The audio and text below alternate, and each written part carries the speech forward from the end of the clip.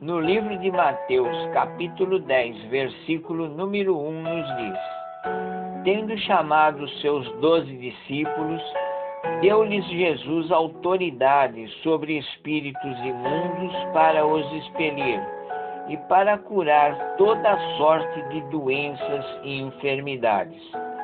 O versículo 2 a versículo 4 nos diz: Ora, o nome dos 12 apóstolos são Simão, por sobrenome Pedro, André, Tiago, filho de Zebedeu, João, Filipe, Bartolomeu, Tomé, Mateus, Tiago, filho de Alfeu, Tadeu, Simão o Zelote e Judas Iscariotes, que foi o que o traiu.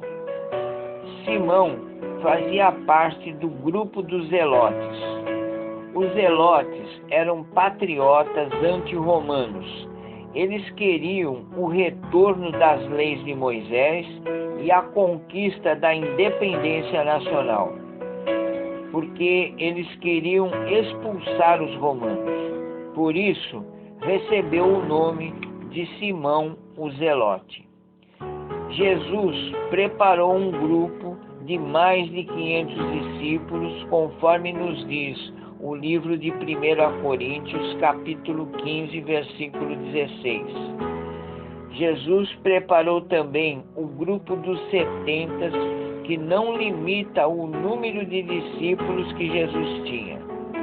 Somente o Evangelho de Lucas registra o relato dos 70, cuja missão era evangelizar 2 a 2, pois a seara é grande, mas os trabalhadores são poucos. E em Mateus capítulo 9, versículo 38 nos diz: Rogai, pois, ao Senhor da seara que mande trabalhadores para a sua seara. O grupo dos 70 era um grupo anônimo que ajudavam a propagar o Evangelho. O grupo dos 12 era um grupo dos discípulos chamados pelo nome. E quando falamos do nome, falamos de uma nova unção. Os 12 discípulos de Jesus sabiam de coisas que os demais 70 discípulos não sabiam. O grupo dos 3, Pedro, Tiago e João, faziam parte desse grupo. Os 3 sabiam o que os 9 restantes discípulos não sabiam. Os 3 tinham mais intimidades com Jesus, também tinham mais confiança. Jesus os levou ao monte e foi transfigurado diante deles. O seu rosto resplandecia como o sol, e as vestes se tornaram brancas como a luz, conforme nos diz o livro de Mateus, capítulo 17, versículo 2. E uma voz vinda das nuvens dizia: Este é o meu Filho amado, em quem me comprazo, conforme nos diz o versículo 5 do mesmo capítulo.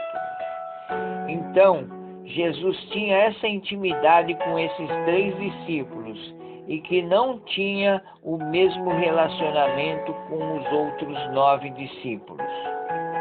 João era o único discípulo mais íntimo de Jesus. João sabia o que os outros 2 não sabiam. João sabia mais do que os demais 12 discípulos.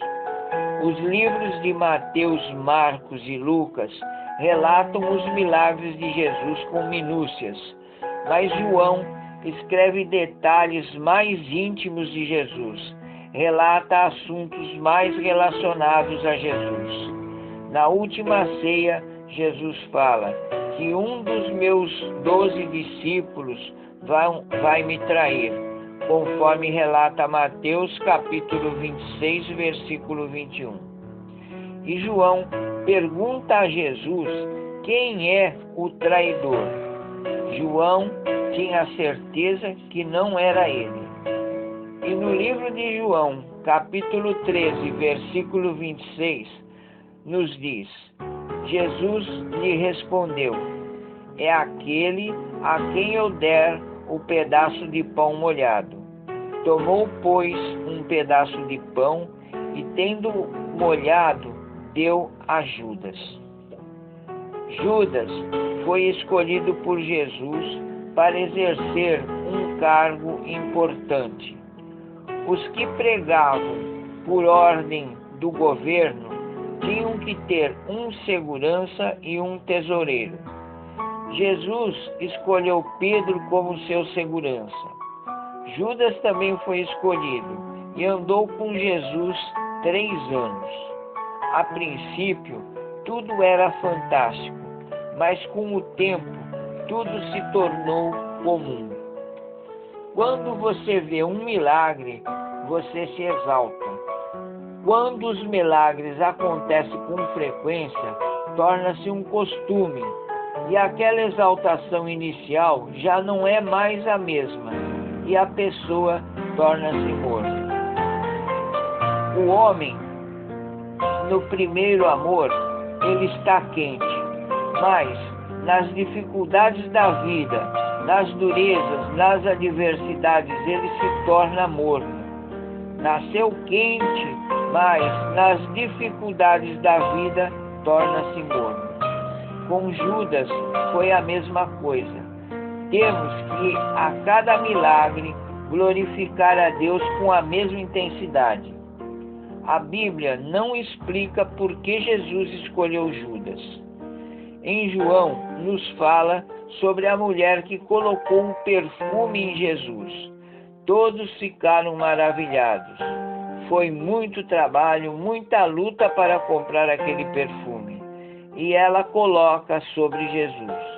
Judas disse: que desperdício, porque ela não pegou esse perfume e vendeu para ajudar aos pobres? Jesus disse a ele: estás preocupado com o que fazem, mas se preocupe com o que você faz. Judas errou. Ele poderia ter pedido perdão, poderia ter se arrependido, mas armou a sua própria morte. Muitos armam cordas para te enforcar, e Deus te livra de todas. Mas se você preparar a sua própria morte, Deus não vai te livrar. O traidor sempre arma a sua própria forca. Amém? Eu sou Carlos Calmar, e assim como os discípulos de Jesus tiveram autoridade sobre espíritos imundos para os expelir e para curar doenças e enfermidades, que o Senhor possa nos transformar em discípulos valorosos. Temos que ser íntimos de Jesus, assim como foi João, e que o Espírito Santo venha nos revelar a cada dia as verdades ocultas na Palavra de Deus. E que as bênçãos do Senhor sejam com todos, hoje, amanhã e sempre, assim seja.